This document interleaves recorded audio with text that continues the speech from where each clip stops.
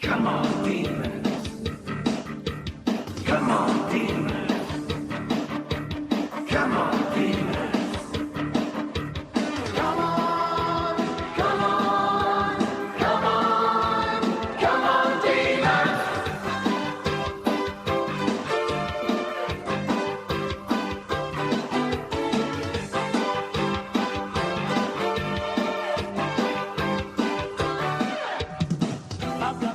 Good evening, Demon fans, and welcome back to the Demonland podcast. My name is Andy, and while still mathematically a chance, our 2020 season is as good as over. For the second week in a row, our destiny was in our own hands, and we blew it. Joining me tonight is longtime Demonlander George. Good evening, George. Good evening, Andy. Good evening, everyone, and welcome to the Melbourne Football Club Supporter Syndrome program. Yes, welcome. Also joining us tonight, long-time caller to the show, Bim Man. Good evening, Bim Man. Good evening, George. Good evening, Andy and Demonlanders. I've got a couple of quotes for you, Andy, if you don't mind, if you'll bear with me. One's from a fantastic film that I've returned to often. You want a prediction about the weather? You're asking the wrong Phil. I'm going to give you a prediction about this winter. It's going to be cold, it's going to be dark, and it's going to last you for the rest of your lives. And of course, that's from the film Groundhog Day, which just seems like, as a Melbourne fan, we wake up every spring and that's gone for us, isn't it? The same sort of thing. And the next quote is from that great philosopher, Dwayne Russell, who said in a game we played earlier in the season, "Effort with no intelligence serves no purpose." And I thought that just about sums up our footy club. Oh, it certainly does, and we'll talk about that in a moment. Just a few things before we go on. We love hearing from Demonlanders, so if you'd like to join the program tonight to discuss any of the topics that we talk about, you can give us a call on 03 9016 3666 or Skype us at Demonland31. If you're listening to the show live, you can join us in our chat room where you can ask questions or post comments by heading over to demonland.com/podcast. If you're listening to this show at your leisure via SoundCloud on demonland.com or via an Apple or Android podcasting apps, be sure to subscribe to the podcast to receive updates when a new show drops. Don't forget to leave us a favourable review to help more people find us. We're also on Spotify and Stitcher, so you can get the show that way too. Just head over to demonland.com to find the links to your preferred listening method. You can follow us on social media on Facebook at facebook.com/demonland31, on Twitter at Demonland, on Instagram at Demonland31, or on YouTube, just search for Demonland Podcast and listen to some of the interviews that we've conducted with current and past players and coaches. Or if you just love talking about the D's 24/7 all year round, why not join up to Demonland.com and chat with other D's fans about this once great club. Now, with all that out of the way, let's start off. We'll talk selection. Perhaps let's three of the changes were forced on us, given the injuries to Gus, Jones, and Harms. What did you boys think of the selection, particularly given the forecasted conditions? Surely they knew what the conditions were going to be like. They were going to be wet and slippery. Why bring in a man mountain into the forward line when marking's going to be an issue? Big Man, at the end of the program last week, you gave us the forecast, and you did say there was going to be some rain. And also, you might pose this to you as well, Big Man, you were critical in the past few weeks about the high number of changes for not making for a settled team. And I thought we lacked a lot of cohesion last night. We've made, and I think this was your stat that I read, we've made 17 changes in 3 games. Do you think that was also a factor this week? Absolutely. I mean, our model, he said before the game, when he was interviewed pre-game, that we're a process team, not a team that plays on emotion. And I thought it was a strange comment, but a process team that's all about team zone defense, all about structures and systems that are repeatable, that everyone's needs to know their role. They've got to play their role, and they've also got to trust in each other that they're doing so. This consistency of team is absolutely critical. And 17 in the last 3 games is remarkable, and it's not just the number. I mean, normally 3-4 tops. Yes, some of them were injury related, but there was still, of those 17, probably a good 12 weren't injury related. And you could see in the game there was confusion often about who was supposed to be where. So there wasn't just there was poor running, but there was often confusion both forward and back about who was supposed to be where and what people's role were. They were looking around at each other. That sort of number of changes is just crazy. It doesn't do anything for cohesion. He's been talking about cohesion all year, Goodwin, and it's just remarkable. The other thing too is that a number of those players had either only played one game all season, or some of them none. Hadn't played a game of AFL footy all season. To bring them in a crunch game when they didn't have to, we had other players like Jeddah for one, an experienced player who knows the system inside out, and they bring in Bedford and Baker and these sorts of players. It's just I just find it completely incomprehensible how they could have made those decisions. And George, what about the fact that do you think we selected based on the conditions? I mean, we bought in Bruce. We knew it was going to be wet, so it's always going to be hard for a big guy like that in the wet.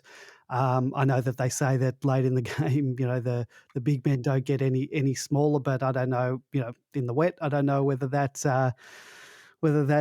computes. What about the pace? We bought in a whole lot of players based on pace, but in a wet game, how much is the pace going to help you there? Yeah, we've certainly got the benefit of hindsight, and there were a number of players that we had to replace due to injury, and there were probably a couple of others who needed rests. But it was just simply incomprehensible to me. For example, we dropped Brown, who kicked 2 goals the previous week and is obviously serviceable as a full forward, and then we put Bruce in as a full forward and not as a ruck. I thought if we're going to run Bruce into the side, then you need to play him in the middle every now and again, and Max played 94% of the game. So it just seems like a nonsensical decision to me. Likewise, down the back line, we didn't have a small defender. Regardless of the conditions, their best forward was Walters, and he was sort of let off the hook a couple of times. He's a good player, there's no doubt about that, but you do wonder whether someone like a Jetta or a Lockhart would have been a better choice to play on him rather than the tools that we had. The other really tragic selection was of the 7 that we selected, the grand total had a grand total of 57 touches, less than 8 touches between each and every one of them on average. And the worst part was, of those 7 people who were selected in a wet game, they had 10 tackles, of which Vandenberg and Kickett had 8. So 5 of those people got two tackles for the whole game in a wet game. It wasn't what they were there to do. They were there to run, they were there to tackle, they were there to harass, and they simply didn't do it. So from the selection perspective, I think we failed miserably. And just on that, it's a good point, George. The other issue from everyone knowing their roles was that at a critical moment in the season, with 3 games out from finals, it's a must-win game. As I said, we're a systems-based team that relies on people having a role, which they've had all season. And he makes key structural changes. So Bruce into the forward line. So you've suddenly got a new forward line player when you've had Brown, who at least knows how to play as a forward. Bruce did all right, but, was in the wet as well. You had Melksham in a tagging role when they hadn't tagged all season. They hadn't played our best tagger, arguably, in Harms in a tagging role, and then they take Melksham out of the forward line where he's been a critical part of the structure up there all season, and put him on Fife. And perhaps I thought that was perhaps to make him accountable. I don't know what the logic was, but Fife had an all right game, and Melksham, of course, was out of the forward line. And then the other one was Vandenberg forward, who I think he plays his best footy up forward personally, but he hasn't played there all season. He's been playing off the wing. So there are 3 pretty significant structural changes. I just don't understand the logic of it. And for me, there's been a theme this whole season of just sort of bewildering selection decisions by Goodwin. And it sends a strange message both to the fans, to his own players, and to the opposition most of all. I mean, I would have thought that Longmuir would have been all over that, just telling his team, look, come into the game switched on. This team is all over the shop. Just look at their selections. The Melksham one absolutely baffles me. 2018, Goody unearthed a very good tagger in James Harm. This year, he's decided to waste him in what I believe is a failed role in defence. And coincidentally, the same week that Harms is out injured, all of a sudden tagging becomes a viable option. We haven't thought to do this all year.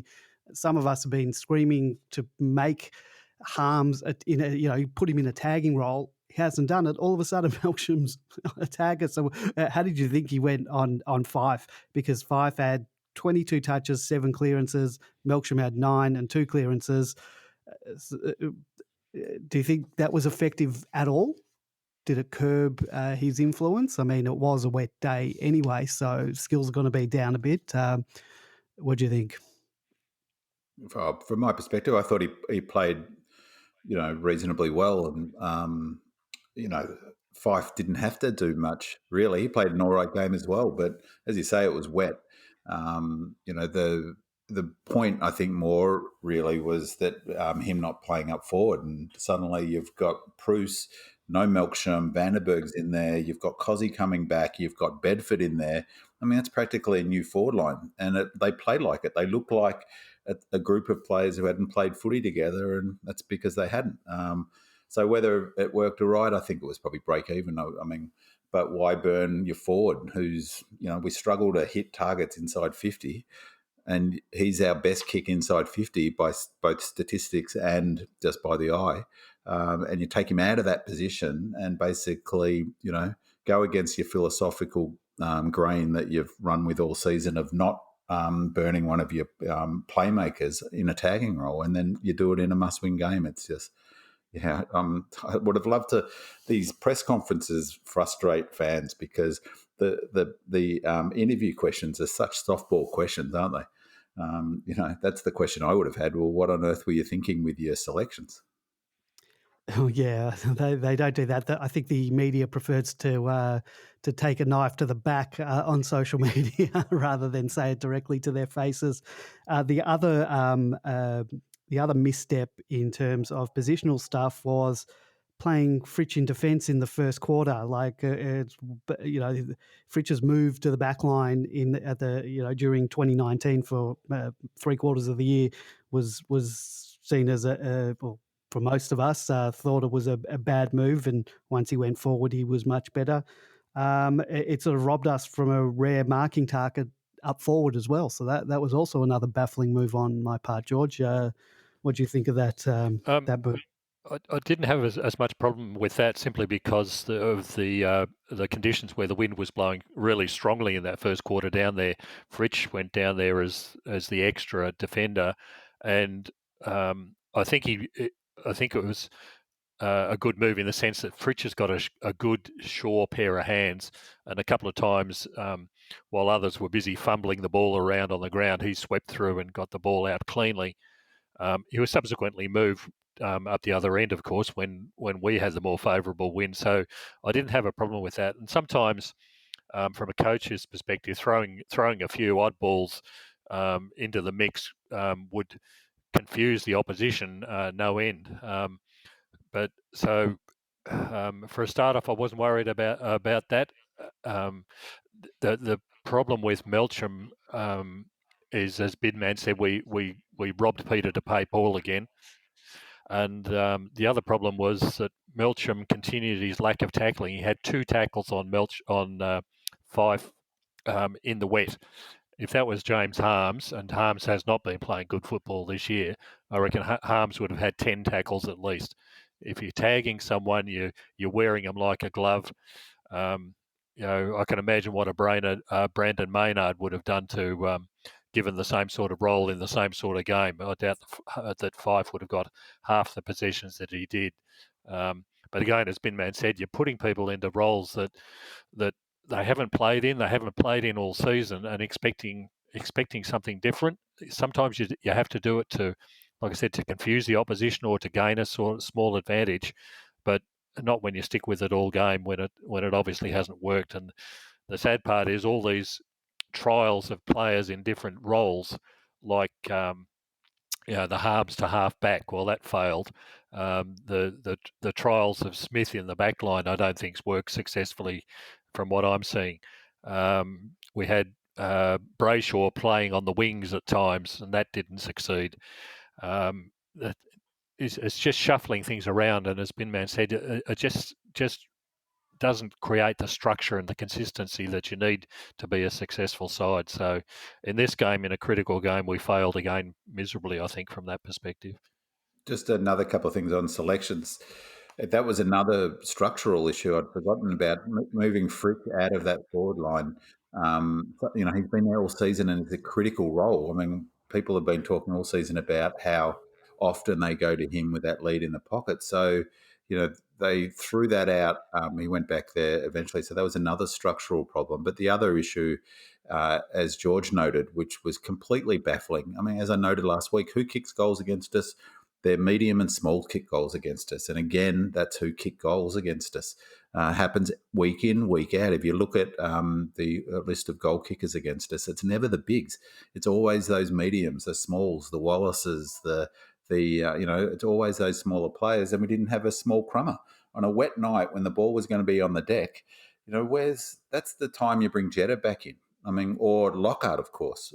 It's baffling why one of those two players wasn't in that side, because the ball was going to be on the ground as it was. That was predictable. The weather forecast, it wasn't as if they woke up in the morning, it was suddenly raining.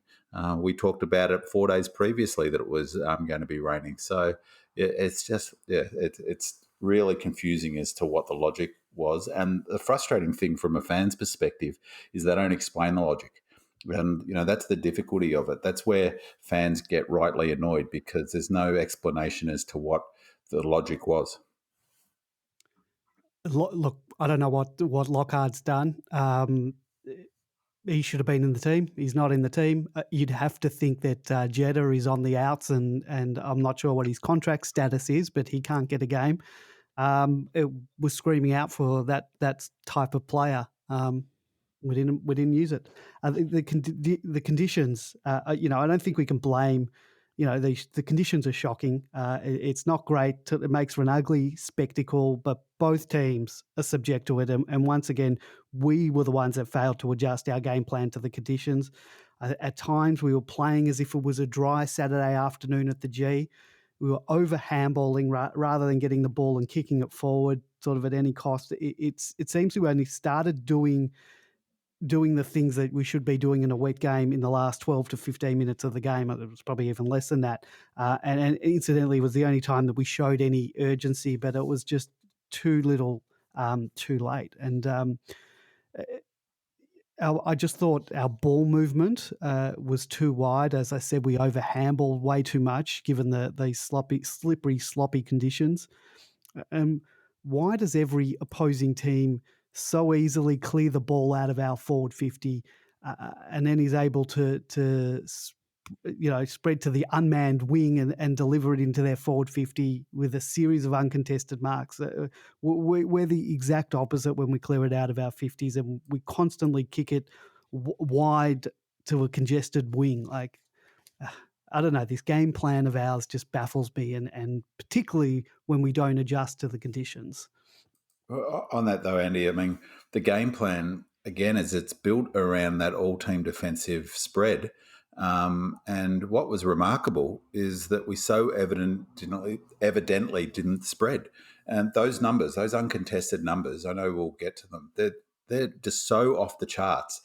In a wet game, that only happens when two things. One, you're not spreading hard enough, but the transition that the Dogs did to us comes from players not working hard enough. I think it's, there's another factor is as I said, people not knowing their roles, because the zone relies on people knowing their role in it.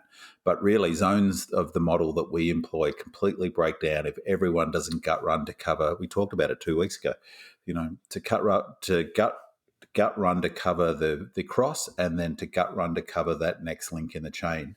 And we clearly didn't. And what I was really, to be honest, quite shocked about afterwards, I was watching in a dazed confusion on the couch for my sins, and they interviewed Longmuir, so maybe it was 15 minutes after the game.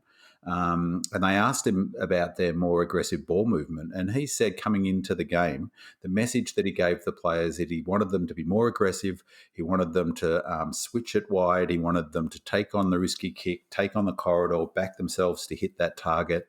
And what was telling and quite shocking was he said that he thought Melbourne would give them the opportunity to do so. And what does that say when an opposition coach in his first year of coaching is telling his players who hadn't scored over 60 points for the whole season and incredibly slow ball movement to go for it against us, to switch and stretch us because that's the way you beat us. I think it was really quite a shocking statement, really. George? Yeah, the game plan. I think there were a couple of comments from Jason Dunstall during the game, and there was where he said, when it's raining like it was and when the wind's blowing like it was, all your game plans go out the window. You've got to adjust your game and the way you're playing it to suit the conditions, and that is something that we simply didn't do. Any under-10s coach would tell you that when you're kicking with the wind in wet conditions, you kick down the middle. And when you're kicking against the wind, you keep hugging the boundary as much as you can. When we had the opportunity in that second quarter, what did? We went straight down the boundary again and again and into the pockets, and which was completely against any sort of football ethos. The other difficult thing. Sorry, I was just trying to get my thoughts here.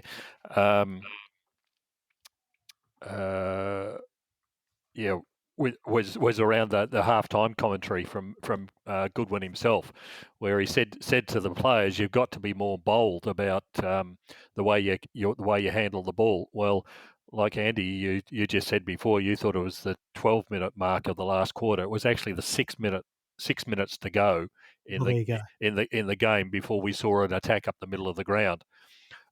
Salem kicked the ball up out of the full back line up to the middle of the ground, where it needed to be going, given the state of play of the game. And guess what? There was no one there to kick it to. How do you as a coach try to tell the players to do something, and they obviously don't? There's the tools are sitting out on the wing where it was being sent the whole night. And when you needed to change something, which the coach had told you at halftime to change, it still took you another quarter and a half to actually do it. There's something seriously wrong about whether the message is going through in terms of the game plan. Yeah, and I know the coach is on the agenda later, Andy, and I think we can talk about it. We can talk about it now because it's relevant in terms of the message not getting through. Whose fault is that? I mean, just before that, we're just on the conditions and playing, again, I think it's a fair accusation that we played dumb football. I mean, there was one situation where Fritsch had it moving it up the wing and they're looking to give it off when it was clear. I don't know who was forward of the ball, you couldn't see, but it doesn't matter in wet conditions. You just get it inside 50. And the ironic thing is that we've talked this season about being, Lever talked about it in his Zoom session. Goodwin talks about it, about being a territory team. You kick long to a pack and get territory. Well, that was the night to get territory. And there was so often the option, they even at one point, Viney did kick it into the forward 50, but not before he was sort of looking to give it off left and right. I was screaming at the television, just kick the ball, move it forward. It was remarkable, just the sort of lack of football nous from, a bunch of footballers. As George says, you grow up playing footy on wet Saturday mornings. When it's wet, you kick it forward, you get territory. It's just football 101. And the fact that they continue to do that is also sort of very confusing. It happened a few times. It was Fritsch, he was sort of right on the wing, And instead of just going long, he's handballed it inboard to Rivers, who wasn't expecting it. And he got it and then got tackled by 2 or 3 guys. There was another couple of things where they just weren't thinking as well. There was a on the full where May should have got it. If they were alert to what was happening, May should have kicked it. Instead, they were all sort of standing around and they gave it to Viney, who can't kick 40 metres. And there are another couple of examples where they just didn't not look like they were switched on. And it goes to that point where, the messaging from the coach, because I, like George, thought that was a pretty clear statement from Goodwin that what the plan was after half time was to be more aggressive. The coach is telling them that, and they weren't, were they? And, it makes me wonder if there's a bunch of footballers who are worried about their spot in the team, worried about taking risks. What's all that about? Well, what is it? Is the message isn't getting through? Is the message no good? Are the players no good? What is it? I won't call them dumb players, but if they're not listening to the coach or it's not getting through, where does the fault there lie? We can't get rid of all the players. I don't think you can teach that, teach getting the message through to somebody. I don't know. I'm at a loss here. Well, I think that's been a bit of the theme, hasn't it? I mean, we talked a couple of weeks ago about, a question mark over Goody for me this year has been twofold. One's his decision-making and particularly around selections, but also structure in terms of, 3 forwards, 2 forwards, that sort of flip in the thinking, going fast early and then slowing down. So, and then the other is his ability to get his players ready for key games. And so now that's 2 strikes, really, the Freo, the Swans game and the Freo game, 3 really, the Dogs as well. Arguably the Cats game as well. So, if you add the Collingwood game at the end of 2017 that we talked about and the Swans game in 2018, that's a number of strikes now where his men haven't responded or he's not been able to get them in the right headspace. But, the message not getting through in this game, to me it sort of unfortunately paints a picture of maybe there's some other deeper issues at work here. I think we'll talk a bit more about the coach and those things in a minute. Let's just go through some other things. The uncontested possessions, which you alluded to, 206 to 98 in a match that was played in the wet. That is damning, absolutely damning. 14 D's players with 7 or less possessions, pretty damning too. And the marking, 74 to 32 marks in Freo's way. All those stats pretty damning. And there's one more, Andy, that's just as damning, but so typical for Melbourne. The stats for disposal efficiency, 71.6 for Freo, who aren't a great kicking team, to our 53.3, and halfway through the second quarter, it was 38% we were running at to their 70 odd. I mean, you just don't win games of footy running at every second kick misses a target. No, and maybe we have to thank the conditions that it wasn't worse. The score at the end of the game wasn't worse. The telling thing with all of those statistics is they're all tied into the same thing. The uncontested possessions, the marking differentials, the kicking efficiency was because Freo were allowed to play that kick and chip style game, and guess what? That's the game style they've been adopting all year. I find it just incredible that we could go into the game thinking that they would be doing something else than that, and yet we allowed them to do it for at least half the game. That's all about preparation and coaching and planning, and they were allowed to get away with it. And we like I said, it took us half the game to wake up to it and do something serious about it. Surprisingly, then, thank goodness they couldn't kick straight, because even in the last quarter, with 10 minutes to go, we're only 9 points down. And on that, I think that's a really important point, George, because, it would have been a complete highway robbery, I think, as one of the commentators rightly pointed out, if we'd got over the line in that game, because they easily could have been 4 or 5 goals up at half time, perhaps arguably should have. didn't take their chances and kept us in the game. And they were the better team by a fair margin on the night, and that's a huge concern given we were playing that game for a spot in the finals. Yeah. But in terms of Goody, not sort of preparing to play against the opposition, I think Goody is quite stubborn in the fact that he backs us to win that contested ball and to play the game on our terms. And I don't know how much planning goes into stopping or negating the opposition. I think he goes in with we're just going to beat them on our terms. And that's where I've been critical of him not having a plan B, because when that plan A of ours doesn't work or isn't working or we're being beaten, our players aren't prepared to do the things that need to be done to negate the team, to stem the flow when we have run-ons of 3, 4, 5 goals against us. It didn't happen this week. In terms of the amount of goals kicked. But as you said, we were lucky not to be down further at quarter time, at half time. Yeah, I'm at a loss. Very flat. Well, and I mean, that situation, having that game style, as I said, it makes it much more difficult when you're making that number of changes that they made. And, it's all very well this talk about the one wood. Well, I reckon they've left their golf clubs back in Maroochydore and they've left the one wood out, the two wood out, and they've, got a couple of broken putters and a rusty old sand wedge, and, they've got not much else. And, again, I'm not sure what the clearance numbers were, but, that's an area we've been beaten in the last 4 or 5 games, and we've only been breaking even in contested ball. So, well,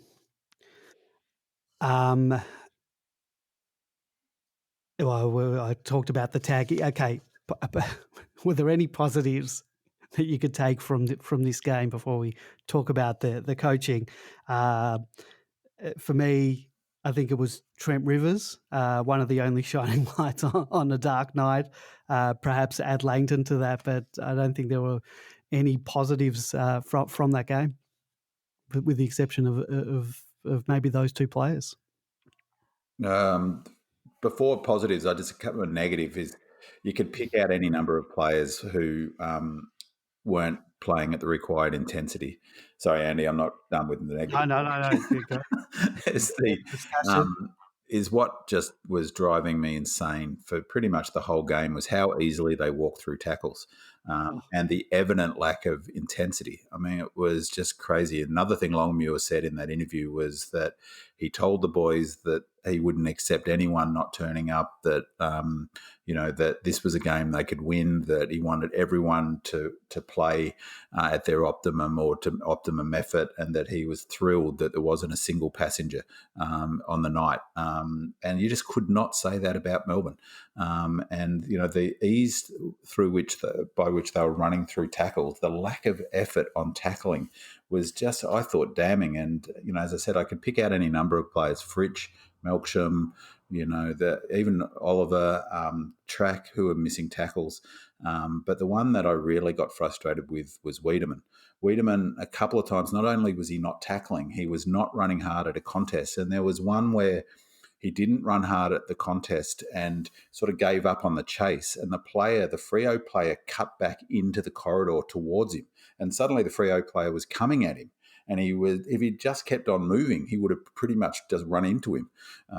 But he was flat-footed, and the Freo player just went past him. It was embarrassing, and there's something going on if they're not bringing that level of intensity. I mean, I understand that they were probably exhausted, and I understand that they're all factors for sure in terms of we've had a terrible run with conditions and travel, and nine. That's the 9th, 8, I think. Different grounds were played at in the last 9 weeks. So all of that, they're facts as we talked about last week, but you've got to bring effort. Absolutely. George, you want to add anything to that? Any positives? Some more negatives for a start? Yeah, you can go for it. As if we can't find any. my biggest negative was actually Max in the game. I was really disappointed. I knew well that he was absolutely trying his guts out, but he wasn't being smart about it. Um, he's I don't think he's 100% fit, and since he's come back, and Definitely. and the fact that either he or the coach, I don't know who, didn't get Bruce into the middle for more centre tap outs and a more around the ground work, I think was really, really silly. He just looked like he had a set of leaden boots all night. When I was talking before about kicking down the middle of the ground when you've got the wind behind you, there was no one to kick to because Max was sitting on the wing. Um, you've got to start to question about how much time he can spend with injuries in that role. I think he had 94% on ground time.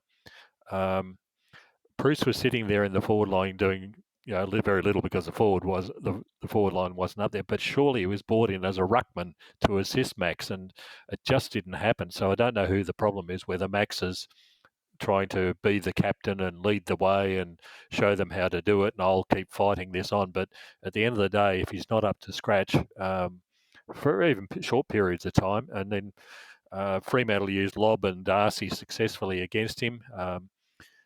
He was dropping back into the back line well, took a few marks, but then um, sort of didn't get back from the mark, didn't use that opportunity to open things up. As Binman said before, when you're playing in the wet, you just kick the ball down and get distance and clear it from the defensive zone.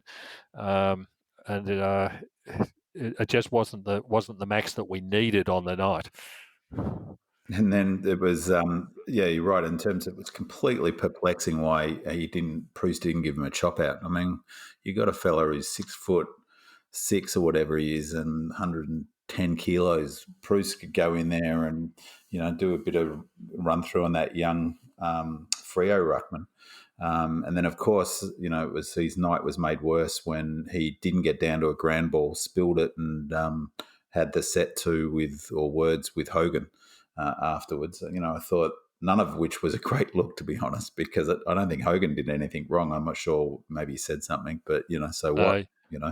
Hogan actually pushed him out of the way when he was heading down on the ground. It was actually good work from Hogan because clearing Gawn out enabled Walters to come in to kick another goal. Yeah, right. Yeah. Positives, Andy. Positives.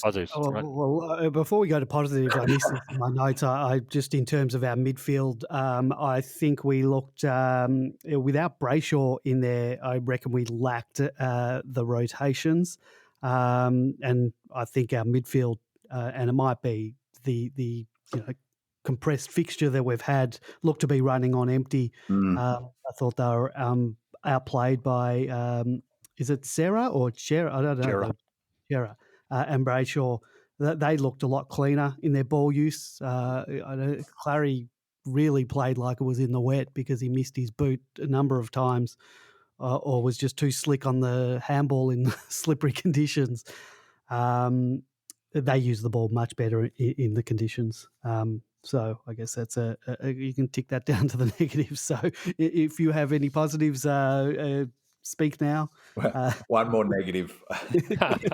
I have to say, I was really disappointed in Cozzy's game. I haven't talked about the forward line. Yes, a couple of things, and look, that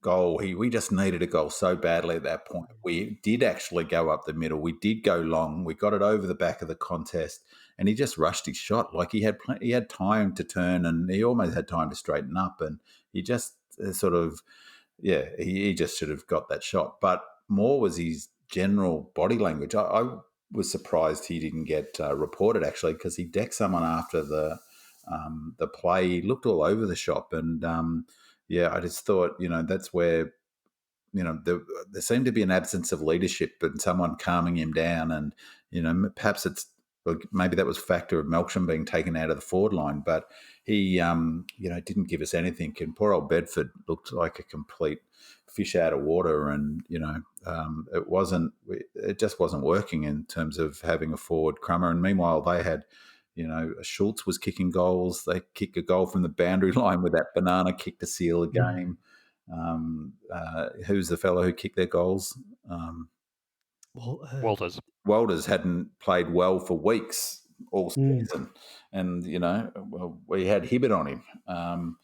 It was chalk and cheese, our forward line compared to their forward line. Thought the entries, and I don't know if it's the entries, but every time it seemed, for 3 quarters, every time we went into the forward line, there was 3 or 4 of them to one of our in a contest. Often it was we were kicking to a small guy who had 4 guys around him.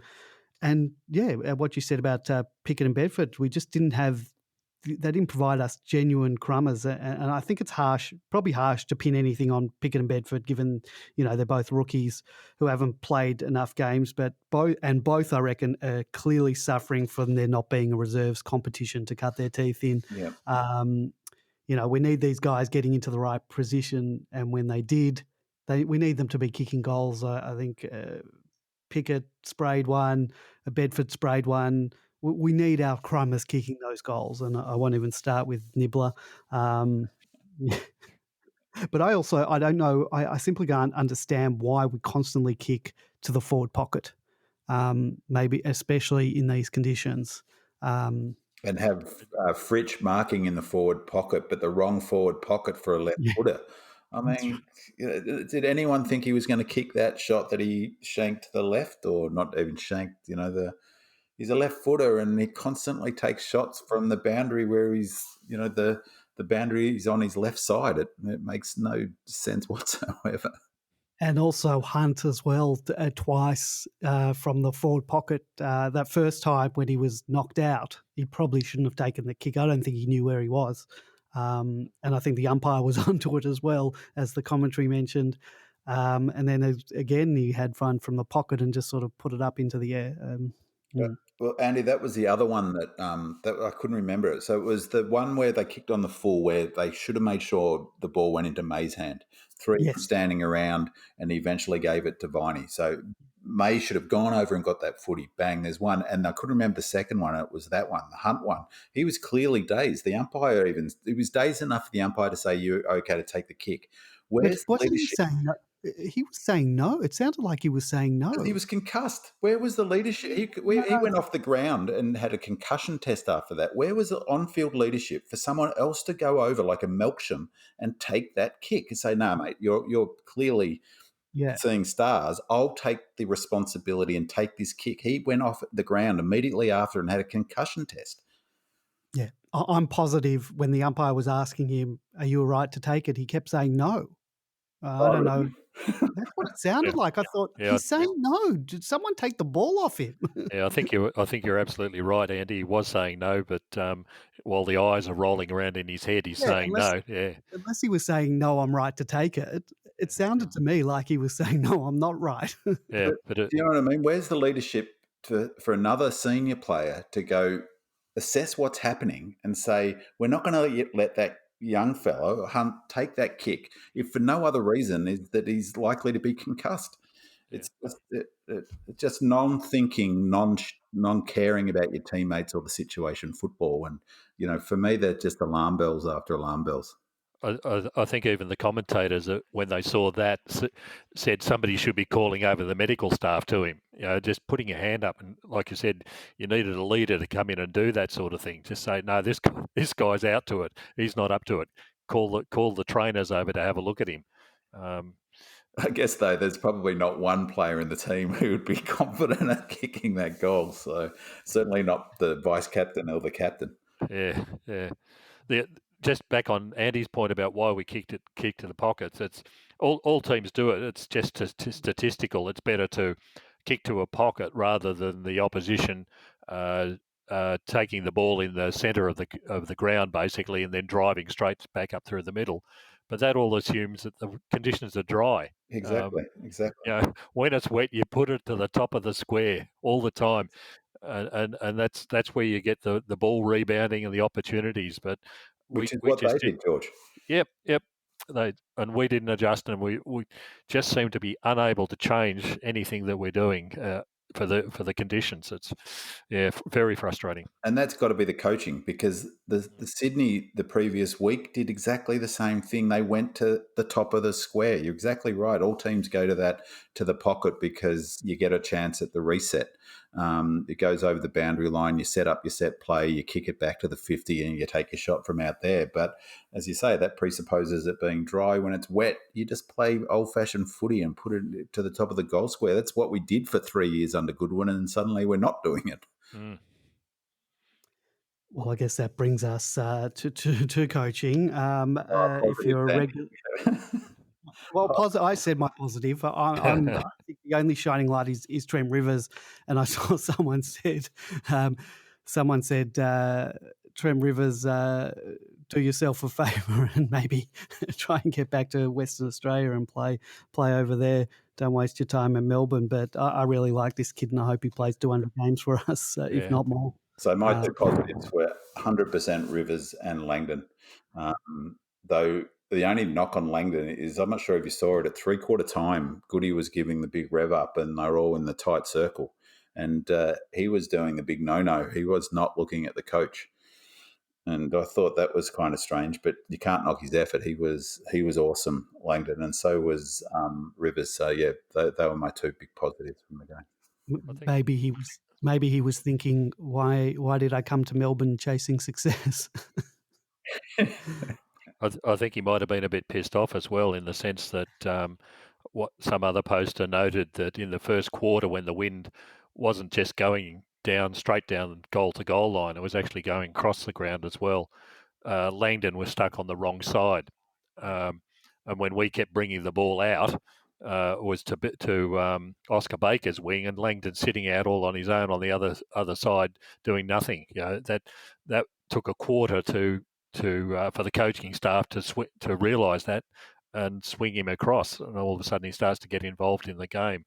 But my other positives were that, and we'll talk about it more in the Garry Lyon comments, is that people like May and Petraka and Oliver and Viney and Rivers were all playing their guts out. The trouble was that the rest of them were simply not doing the job and coming up to meet the same sort of standards that these guys were playing. They seemed to all know what was at stake, but the rest of the team didn't. So the positives were that these half a dozen guys were really trying, but to no avail when you're carrying potentially another 16 players in the side who just aren't doing what they need to do. If you're a regular reader of Demonland, you'll be familiar with I think it's now 290 pages, and it's probably more than that now. This was at the time of writing, and over 7,000 posts in a thread dating back to April 2018, entitled "Is Goodwin the Right Guy?"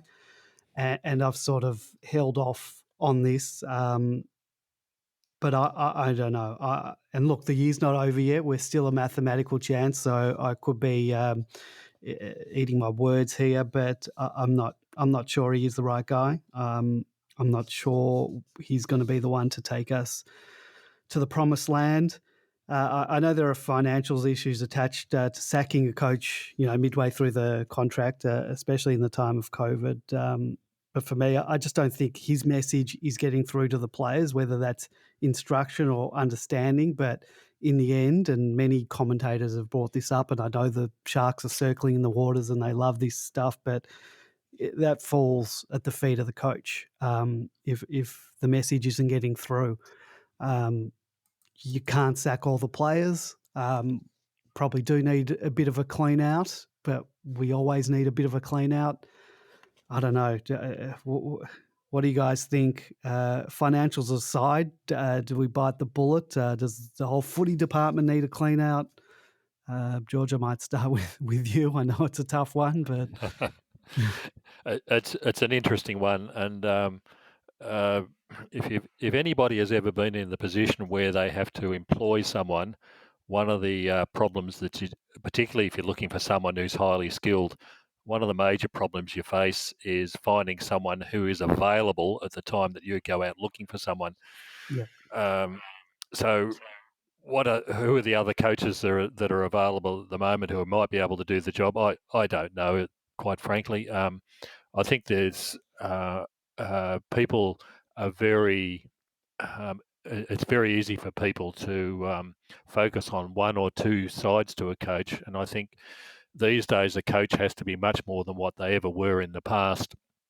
There's psychological things. You have to be a fitness expert. You have to be a drafting expert. You have to be a tactician on the day. You have to be a psychologist to deal with all the problems of the players. You have to be a man manager. You have to be a human resources manager. So to find someone who has all those capabilities would be short of miraculous. And at the end of the day, you have to have the cattle to be able to work with. You know, I note how well Alistair Clarkson's going this year, and I note how well John Worsfold's going this year without the cattle that they've built their reputations on over the years. So we've got to be careful about throwing the baby out with the bathwater. And going back to the Richmond situation from 2015-16, Richmond were all sort of very mediocre sort of side. They certainly had the cattle. Hardwick had come into the club in 2010 when the people like Dustin Martin arrived, but 5 years later, they still hadn't achieved anything. They'd finished 15th, 12th. They'd managed to get into the finals 2 years running and thrown out straight away after that. What Richmond did was in 2015-16, at the end of 15 and start of 16, was brought in a bloke called Neil Baum into the side. And also they brought in a series of assistants and also line development coaches across each of the line coaches' roles. So you had the line coach and also a development coach for the forwards, the mids, and the backs. And surprisingly, 2 years later, when you put the right structures in and you had the right assistants around who were obviously experts in their various areas and able to have the inputs into the main coach, 2 years later they win the first of their premierships after heavens knows how many years. And I think we're probably in the same situation. I think we've got the cattle, but earlier this year or last year we lost Craig Jennings, we lost our development coach, and I don't think we've replaced those people in the same way that Richmond obviously went about it in 2015-16. So I think the opportunity is there to do something seriously around the coaching side of things. Tactically, I don't think he's very good. He certainly needs help. And I don't know that the people we've got there at the moment are doing the job that's required. Some of Goody's comments are, we failed to connect into forward 50. We are learning. We have to be ruthless. We have to be unconditional. We have to be prepared for every match. Well, those comments lost me because we've been failing to connect to forward 50 for now 2 years. We are learning. Oh, come on. We have to be ruthless. We should be ruthless. We should already be ruthless. Not that we have to be prepared for every match. We're on the cusp of making finals, and they're not prepared for the 15th and 16th team in the competition. Like, come on. You heard Longmire's Longmuir has said he was prepared for us. Yeah, and that's it. And that situation of must win has now happened twice in Goodwin's duration as the coach. That's the real concern, that in these must win games at the end of the season, to get into finals, we've failed against lowly sides. Sydney, Collingwood in 2017, and now in this game against Fremantle. And for me, I just hate the thought of the sort of upheaval and crisis that would be all around Goodwin being sacked, and so I think there's massive downside to sacking a coach, and I don't know that it's there's hardly a winner, and there's no guarantee. We've been down this road before. I mean, when's it? The whole time I've followed Melbourne, we've sacked our coaches, and nothing's positives changed. So there's the whole Messiah thing, Barassi coming back, even Ruse coming back. That it's a false promise, and there's a lot of downside for sacking coach and angst. But having said that, I mean, I was 2018, like most, right behind him in terms of both tactically. Maybe that was Jennings. Was he with us in 2018? Yes, yeah. Yeah, maybe that was a factor. I think we had an advantage in that season because of our swarm, the way we swarmed, and we were one of the few clubs who were doing it. Now all clubs do that. So that one wood thing, all clubs have got that one wood in their bag of mass pressure on the ball carrier, swarming. Richmond won 2 flags with it. They've won 2 flags in it. 2018, the 19, I just think it's crazy to, assess him on last year, because I don't care what people say. The injury and interrupted pre-seasons were off the charts last year. So that makes, making a fair assessment just impossible. That said, there were some pretty curious decisions last year that, raised eyebrows with. But still, I think, that we could see what happened this year. This year has been a horrible year, all the things that have happened. So again, that's not an excuse, but again, the sort of issue for me is his decision making, and he has not done all season. In a season where you want some consistency, you want something to buffer against all of the changes and the fixture changes and the hub and all of those things outside the player's control. What he can control is the sense of unity within that team.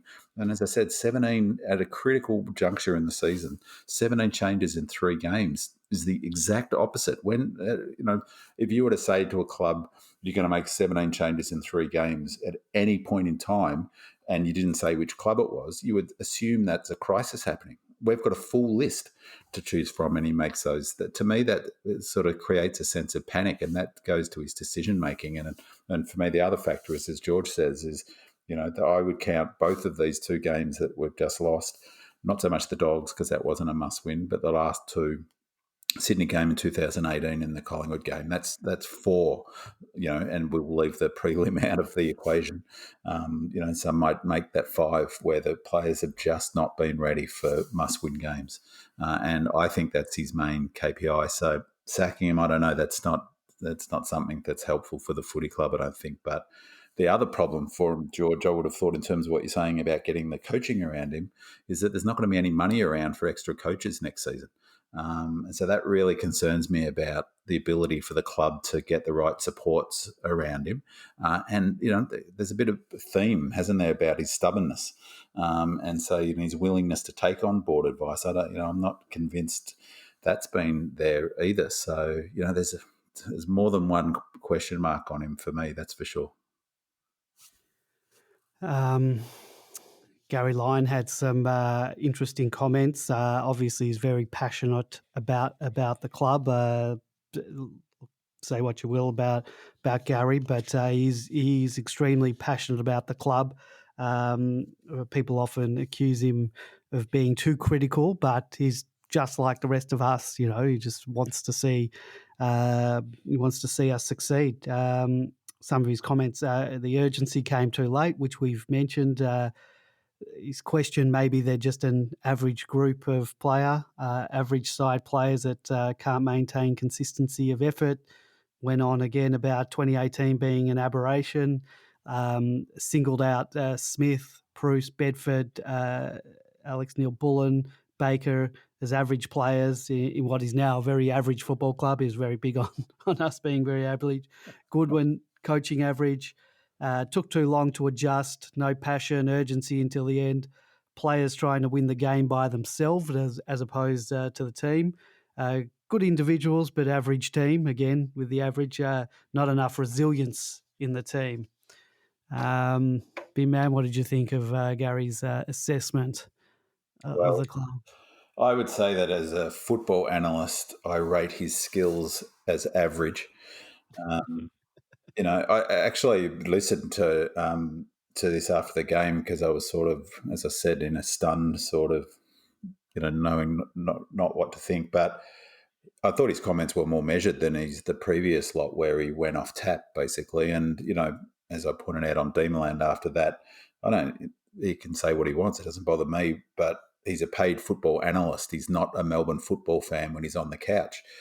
So I thought actually, and on this occasion, his point, he was a lot more measured, and I didn't disagree with much of what he said. He didn't bring any depth to the analysis. He didn't talk about our tactical set up, our game plan.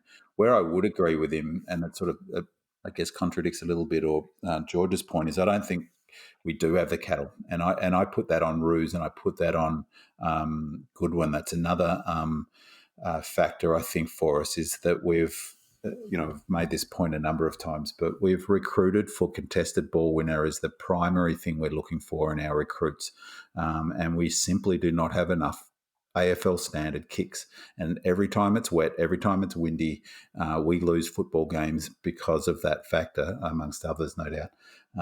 We just simply do not have enough good footballers who can kick the ball well. And, once we get past the top 11 footballers, we drop off a shelf. Now, that's a long-term fix, but, that's, you don't turn that around in a hurry. But we just need to get more skilled footballers there. And, as I said, I think Ruse has got a lot to answer for that, in terms of who he brought to the club. So I think, I think they're all issues. So, I thought Lyon's comments were actually pretty measured, and I didn't disagree with anything he said, really. George, anything you want to add on Gary's comments? Yeah, I think it was strangely insightful. I think he made the comment that we've got 6 players who either were or are All-Australian or in the All-Australian squad. And once you go beyond that, as Binman just said, it drops off a cliff pretty dramatically. And there doesn't seem to be a prospect of, if the remainder of the group, any of those players, getting up to that required level.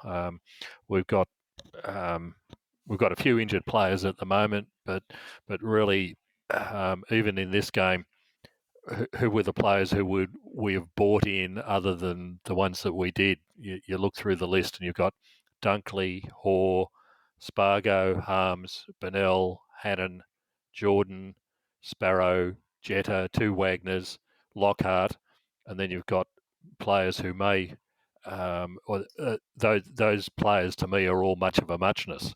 They're all the 6-foot run around type of players, or the insiders.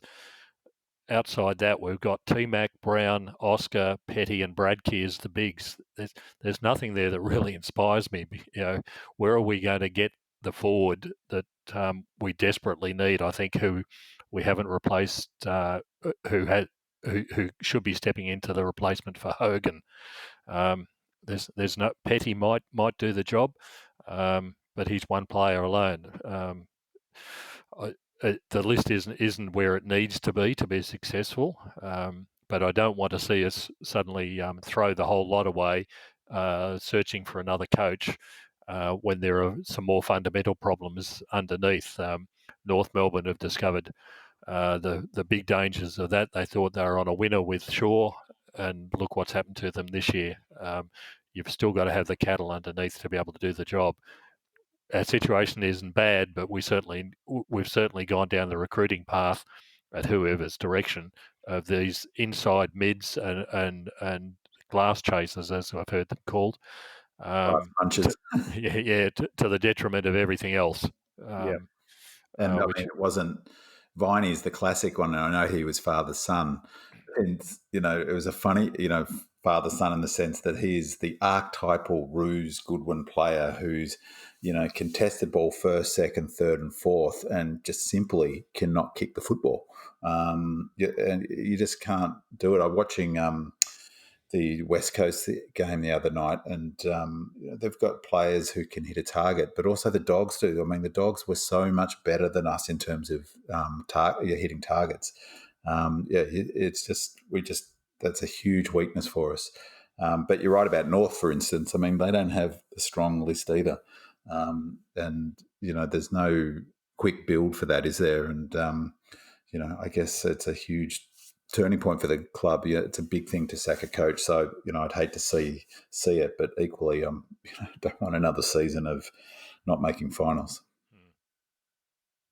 I'll tell you what North Melbourne do have, and that is Our draft pick. our first pick this year, and we're sort of handing them, as the weeks go on, a better pick each week.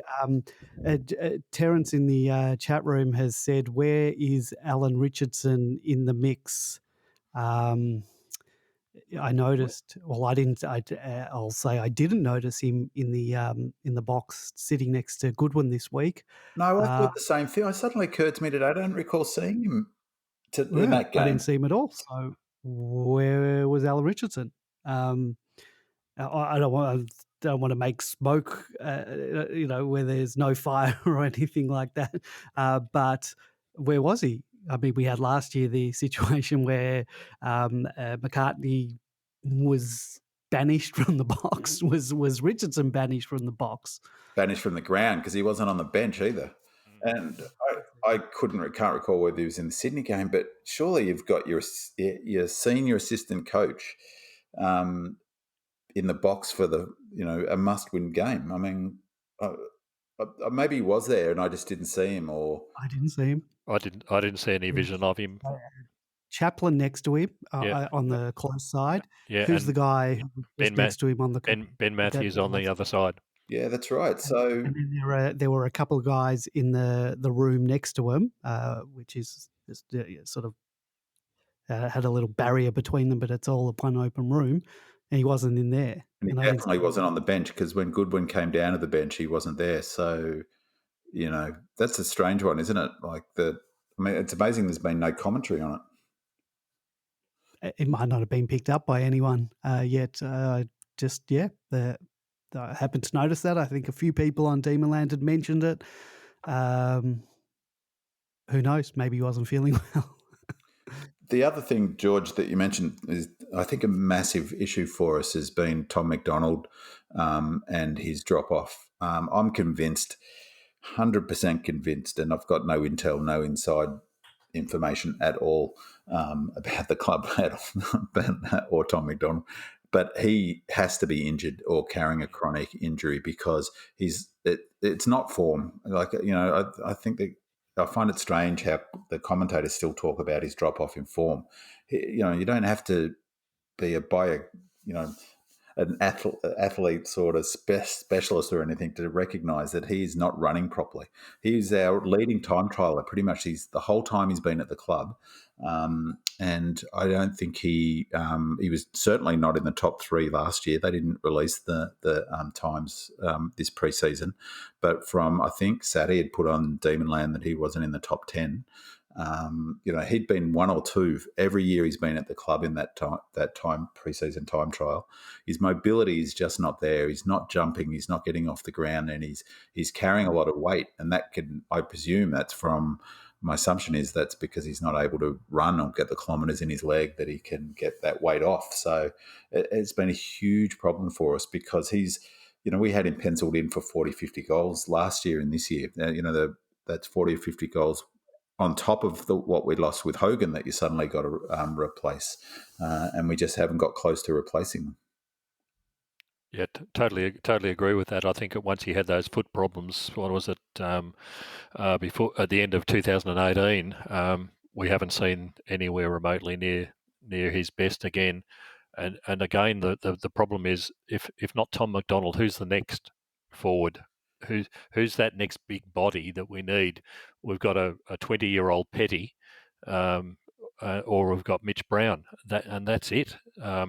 Wiedemann was showing signs, but after the last couple of rounds, I'm not convinced again. I've gone back to my original thought. He just gives up too easily. He gives up too easily, doesn't he? Yeah, and if Collingwood comes sniffing around, I'd be saying to them, you can have have him for Brody Myercheck. I'll take a 27-year-old Brody Myercheck Yeah, who in a flash. stands up every single game, who's not a world beater, but he's going to be in every contest, because we're certainly not getting it at the moment. And that sort of raises another point, George, Andy, in terms of the end of the season and getting new players to the club.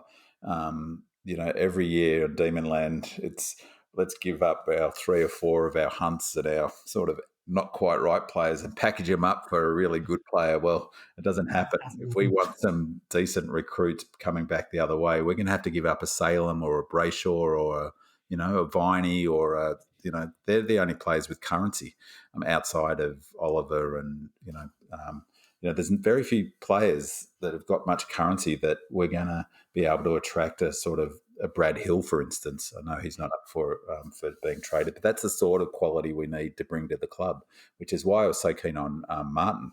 We're going to have to pay overs for one of those players. That's just how the market works. But to get them in, we're going to have to trade out one of our best players, like a Salem, for instance. Yeah, I agree. And at Whispering Jacks, he was imploring me to do this actually last week, but I held off a week. We've started our trade and draft board.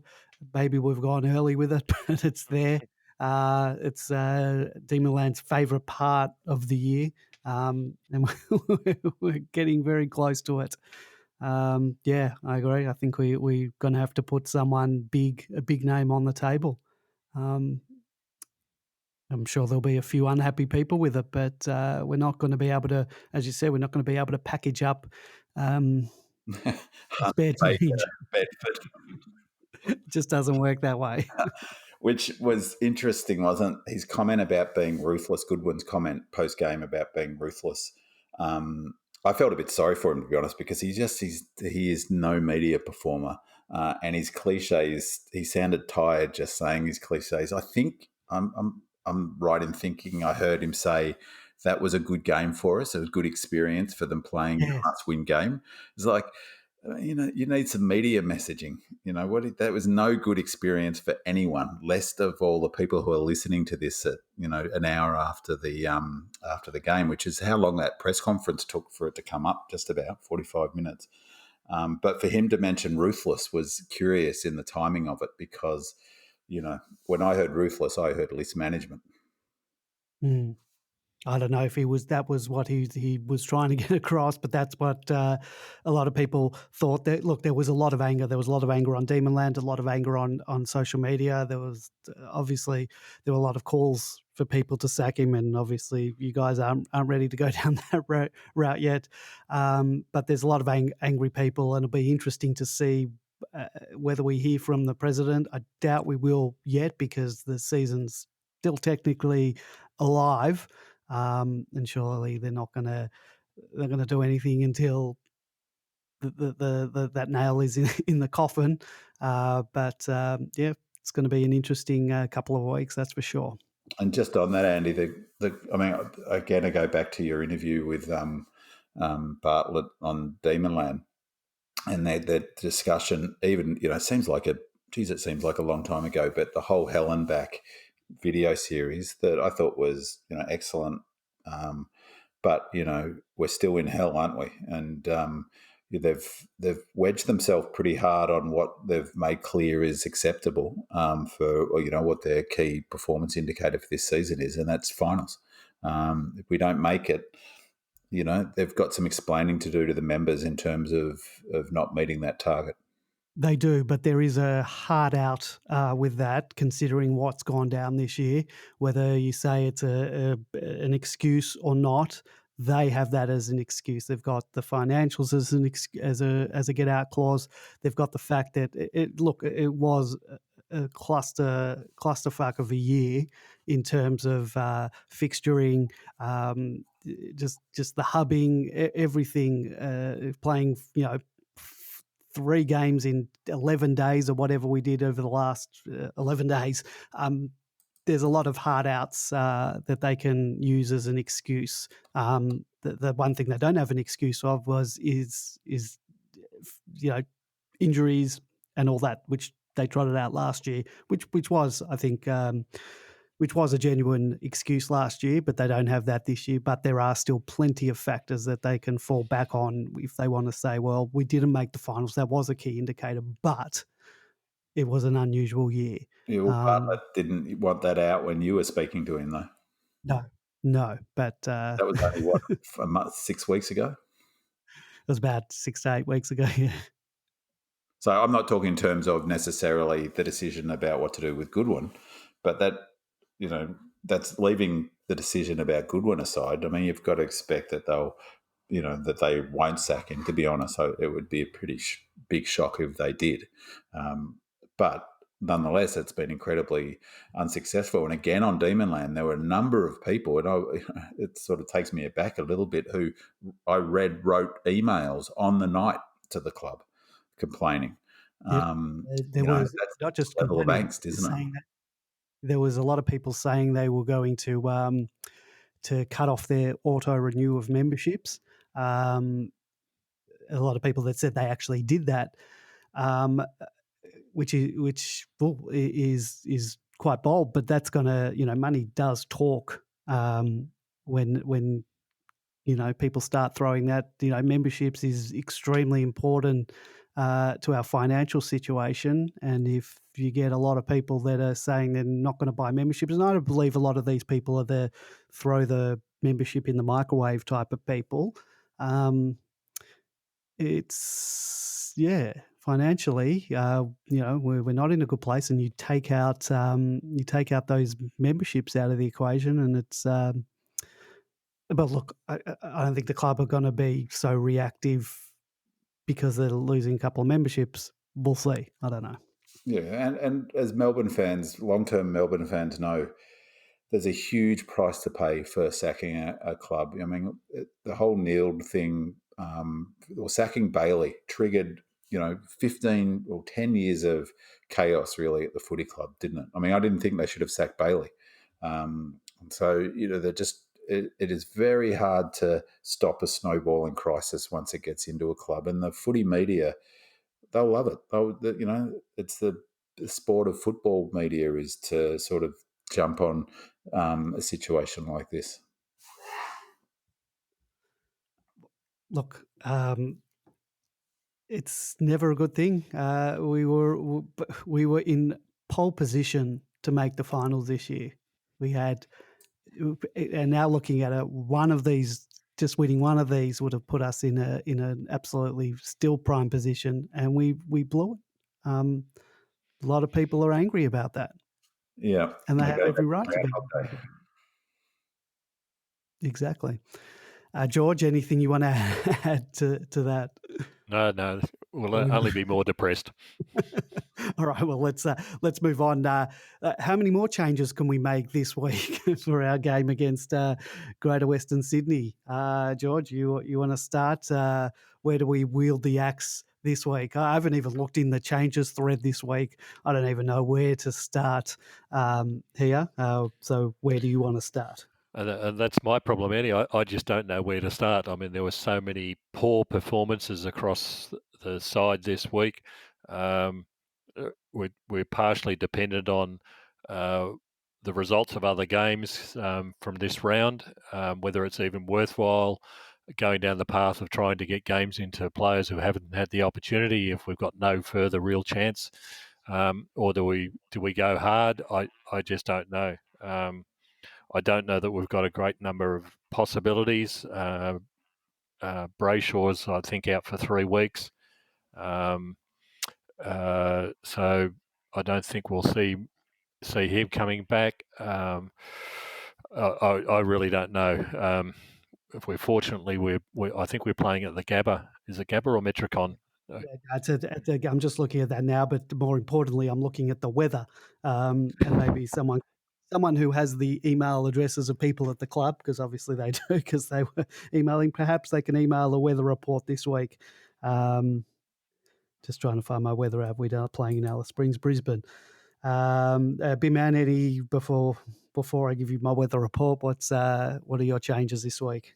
Oh, look, I think they should swing the axe. I think he's met his KPI last week of 7. I think he should break that record. I'd like to see 8 changes, just because 8 is one more than last week. So Bruce has got to go. I mean, I'd take out all of the forward line and replace them with 6 new players. Doesn't really matter who. I just do that because I think they've got to swing the axe. They've got to make a statement. But seriously, I don't know. I mean, what do they? I mean, you mentioned Wagner before, George. I mean, they're the sorts of decisions that I just don't get. I mean, he didn't play that poorly, not poorly enough to replace him with Baker, for instance. I mean, where's the logic in that? It doesn't make any logic, and it sends a strange message to the rest of the team. It's no wonder they're afraid of taking risks, because they're afraid of getting dropped. I mean, why wouldn't you be? Logic says that there's 17 changes in 3 games of footy. There's statistically a pretty high likelihood he's going to drop you. So you're not going to want to take on that corridor kick. So I don't know what what the decision making is from here. There's talk about Jackson being ready, I thought perhaps. But then again, do you bring him back in just to risk injury for your star player? I don't know. I think that's the problem. They've wedged themselves again. But I'd be dropping Wiedemann, and I'd be dropping Melksham. I would have dropped him weeks ago. I'd drop Wiedemann just on cultural reasons, but they won't. And that's one of the problems of not, dropping the right players at the right time. Like bringing Harms back in after 1 week. I just didn't understand that. It didn't make sense to me. Where does Bennell sit in all of this? Hasn't got a game. I don't believe he's injured. His name hasn't been mentioned in any injury things. We could have used. It's it was like, wet this week, but jokes aside, we could have done with a player who could kick the footy. Yeah. I'm just looking at the weather report for Saturday. The day report, we're playing at night, I believe. A brief shower or 2 in the morning, otherwise mostly cloudy. That's during the day, and mainly clear at night. 3% chance of precipitation, so it shouldn't rain. Maximum wind gusts 15 kilometres an hour, but average wind 7 kilometres. 15 is just above our, anything above 10's a concern for me with our kick. It depends which way the wind's blowing. Yeah, at least Brisbane's not Cairns. Cairns is a completely different environment. So we should be able to play. We should be able to play reasonably, but I'm sure we can find something in the back pocket to upset us with. Just on Bennell, I think it's very easy to forget where he was at. He's played a couple of games this season. He hasn't broken down. He may well be, and I suspect he is, a long way behind other players, even though those other players are pretty ordinary in terms of his physical capabilities. We always said at the start of the season, if you get 2 or 3 games out of him, that'll be fantastic. Hopefully keep him fit enough to be on the list and fit and available for next year. So I don't think it's worthwhile unless you specifically want to get a game into him when there's no other possibilities of playing finals. That might be the option, but I don't expect to see him. He at his best, I think he'd be a great addition to put into the side, particularly in and around the forward line. I think we just need some A category type of players up there, and we certainly haven't got them at the moment. Well, in terms of September action, the equation is a little bit harder than it is last week. If we had won all 3 remaining games, we'd be in. This time, we obviously need to win both games, but we also need. So if we win both games, we should overtake GWS on percentage. But that doesn't count for the Bulldogs. We still need them. We either need them to drop one of their games against Hawthorn or Fremantle. But there's also the possibility St Kilda have 2 tough games. I believe they're playing West Coast. Yeah, they're playing West Coast. and they're playing